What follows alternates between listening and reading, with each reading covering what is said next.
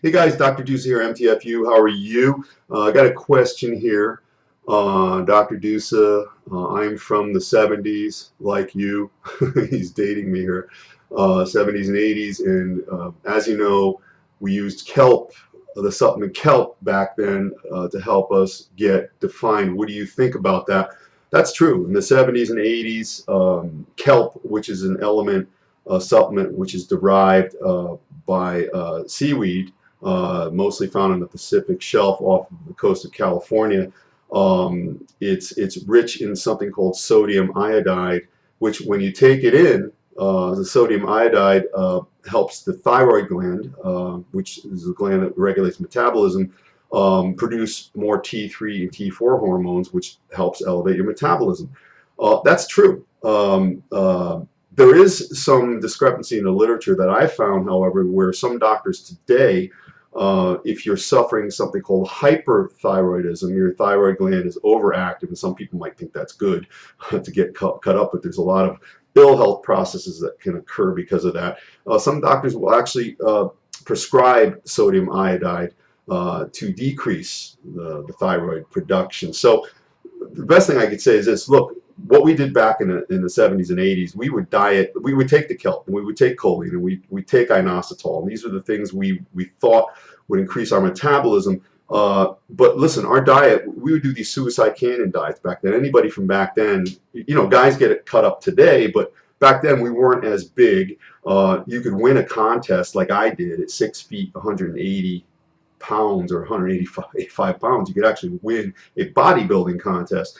And now, obviously, that's kind of like a runner or something. So that's what it's considered. But we go on these diets that, listen, a can of water-packed tuna, a salad with some vinegar, maybe a little bit of oil, and a baked potato every other day. That's what we would do. So when you're dieting like that, you're going into such catabolism and in such a negative nitrogen balance. You're just stripping everything, including muscle, from your body. Of course, you're going to get leaner. You're going to lose muscle too. So you're using the kelp at the same time. Is it helping? Maybe we thought so. Maybe it was placebo. It's not something that I would advocate because you've got to eat more and you've got to eat better and you got to eat for performance. And when you eat like that, listen, you're laying in the sun. And you suffer something called orthostatic hypotension. Orthostatic means change in body position, and if you're recumbent or supine or seated and you stand up, all of a sudden your blood volume is so low from not consuming enough water and food that your blood volume's low, and when you stand up you don't get enough blood back to the head and enough oxygen, so you feel like you're going to pass out, or you actually do pass out. So that's not a good thing, and that's what we did along with taking this kelp. So I'll say this much, you know, kelp is a supplement.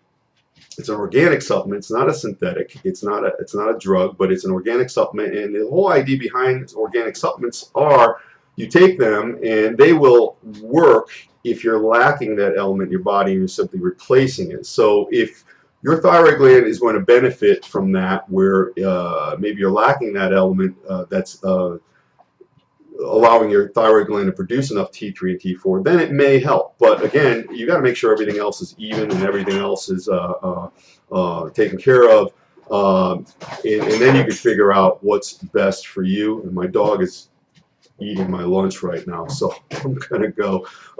So check that out. Kelp, you know, make sure everything else is, make sure your health is good, make sure you don't have a problem with your thyroid gland, and let me know what you think. Your thoughts, questions, and comments below are my oxygen, so help me breathe, and I do thank you.